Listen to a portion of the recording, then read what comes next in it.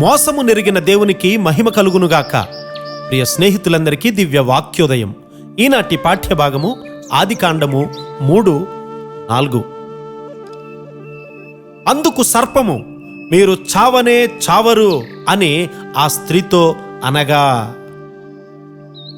లేఖనము ఏ విషయమైనా కూడా తప్పు అని చూపించినప్పుడు కొన్ని సందర్భాల్లో అది సరే అని నీవు వాదించవద్దు. నీ హృదయాన్ని సాతాను గమనిస్తూ ఉన్నాడు. అత్యధిక వివేకము కలిగినటువంటి ఒక దుష్టునితో హవ్వ ఇక్కడ వాదిస్తూ ఉంది. ఈ స్త్రీ అవిధేయత వల్ల ఎటువంటి చెడు పరిణామాలు సంభవించాయి గమనించండి. కాలేజీకి వెళ్తున్న సమయంలో ఒక ఇంటి మీదుగా వెళ్ళవద్దని దేవుడు ఒకసారి నాకు తెలిపారు. దూరం కొంచెం ఎక్కువైనా కానీ వెంటనే నా దారి మళ్లించి వెళ్ళాను. నా తోటి విద్యార్థి ఒకడు ఆ ఇంట్లో పాపంలో పడి తన జీవితాన్ని నాశనం చేసుకున్నాడు. పాపమున్న ఇంటి ఛాయలో కూడా వెళ్ళవద్దని దేవుడు సెలవిస్తూ ఉన్నాడు. నీవు ప్రార్థనలో వెనుకబడినప్పుడు నీవు తప్పైన స్థలాల్లోనికి వెళ్తావు. అంతేకాదు, నీ పాపాన్ని ఒప్పుకోవడానికి బదులు వాదనకు దిగుతావు. ప్రార్థన చేయాలన్న మనస్సు నీకు రాకపోతే నీవు నాశన మార్గం వైపు వెళ్తున్నావన్న దానికి అది సరి అయినటువంటి గుర్తు. ఒక స్త్రీ తప్పైన స్థలములో ఉండడాన్ని బట్టి దేవుడు గొప్ప ప్రణాళికలు పాడైపోతూ ఉన్నాయి. ప్రతిరోజు కూడా ఆదాము హవ్వ దేవునితో సహవాసం చేస్తూ ఉండేవారు.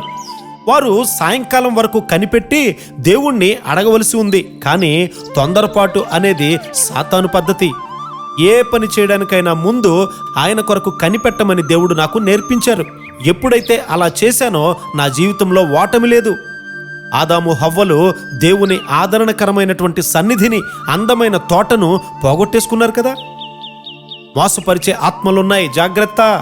ఏదైనా కొంచెము జయము నీ జీవితంలో సంభవించినప్పుడు వెలుగు దూతల వలె కొన్ని మోసపరుచు ఆత్మలు సలహాదారులుగా వస్తాయి.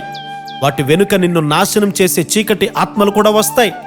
నేను బాలుడుగా ఉన్నప్పుడు దేవుని కొరకు గొప్ప వాటిని చేసిన వారిని చూశాను. అయితే వారు కొంతకాలం తర్వాత వెనుదిరిగి పాపంలో పడిపోయారు. నీవు ఎవరితో సహవాసం చేస్తూ ఉన్నావు? నీవు ఎవరితో సంభాషిస్తూ ఉన్నావు? నీ ఆత్మీయ జీవితాన్ని పెంపొందించుకోవడానికి యవ్వన కాలమే శ్రేష్టమైనటువంటి సమయం. నీవు చెడుగును శాశ్వతంగా ద్వేషించాలి.